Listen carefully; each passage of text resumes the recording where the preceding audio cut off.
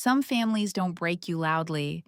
They do it quietly over years until you don't recognize yourself anymore. You're sitting at a dinner table. The food is warm. The lights are on. From the outside, it probably looks fine, but you're not really there. You're somewhere behind your own eyes, watching, measuring, waiting for something to go wrong, waiting for the comment that lands like a blade dressed up as a joke, waiting for the silence that means disapproval, waiting to be reminded in some small invisible way that you are too much or not enough or simply wrong for existing the way you do. And the hardest part, you can't explain it to anyone because nothing happened. There's no single moment you can point to, just years of dinners that felt like this one. There's a voice that lives inside people who eventually walk away from their families. It doesn't speak loudly, it whispers. Maybe I'm overreacting. Maybe this is just how families are. Maybe if I tried harder, communicated better, needed less, it would finally feel okay. So, you try. You try for years. You adjust yourself. You shrink in certain rooms. You perform a version of yourself that causes the least friction. You learn which topics to avoid, which moods to tiptoe around, which version of you is safe to bring to the table. And for a long time, you call that love. Think about the phone calls, the ones where you hang up and stare at the ceiling, not because anything terrible was said, but because you just spent 40 minutes managing someone else's emotions while yours sat quietly in a corner, waiting to be asked about. They never were. Think about the holidays, the ones you drove hours to attend because the guilt of not going was heavier than the dread of being there. The ones where you smiled in photos and felt nothing behind your eyes. The ones where you sat in a childhood bedroom afterward, staring at walls that used to feel like yours, wondering when home stopped feeling like home. Or maybe it never did. Maybe you just didn't have the language for it yet. Psychologists have a term for what many of these people grew up inside: emotional invalidation. It doesn't require cruelty, it doesn't require monsters. It can look like a parent who changed the subject every time you cried, a family that treated vulnerability as weakness, a home where we don't talk about that was the unspoken rule for everything that actually mattered. Over time, your nervous system learned something. It learned that your inner world, your feelings, your needs, your pain, was not welcome here. And here's where it gets quietly devastating. Children who grow up in those environments don't just feel unloved in the moment. They learn to stop trusting themselves. They start to believe that their emotions are the problem, that needing things is a burden, that love is something you earn by being manageable. That's not a childhood memory. That's a blueprint. And it follows you into every relationship you ever have. Then there's conditional love. Love that arrives when you perform correctly, love that withdraws when you disappoint, love that always has a but attached to it. I love you, but why can't you be more like, I support you, but I just worry that, of course, I'm proud, but that but, you know exactly which one I mean. After enough years, the love stops feeling like love.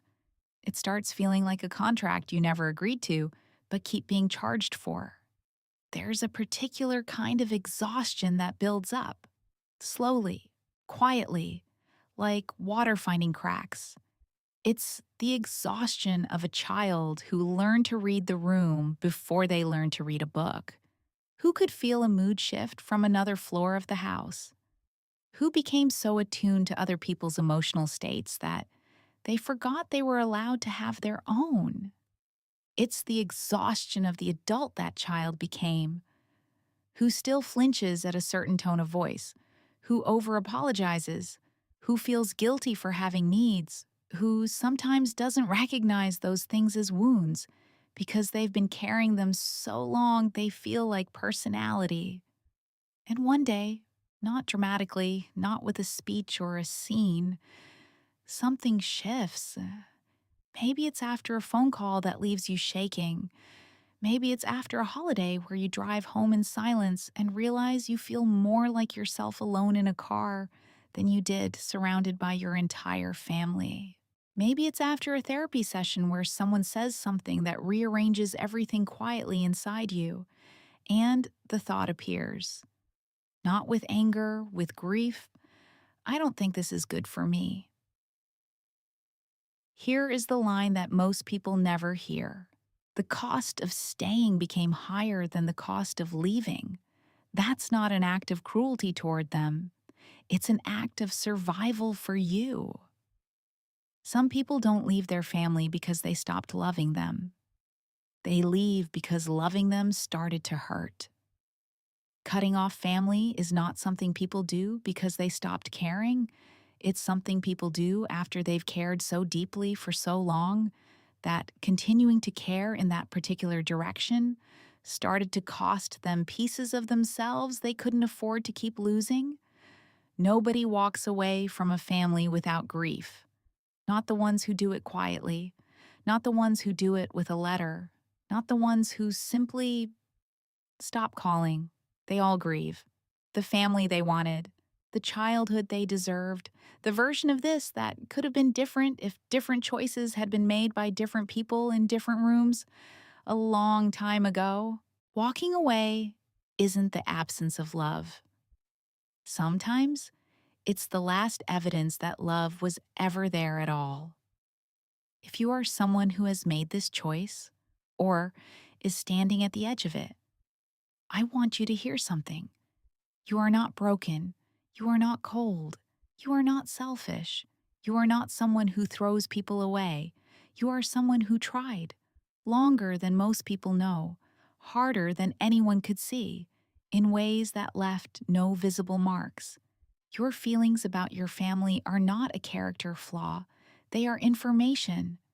They are the result of paying very close attention for a very long time to something that was quietly hurting you.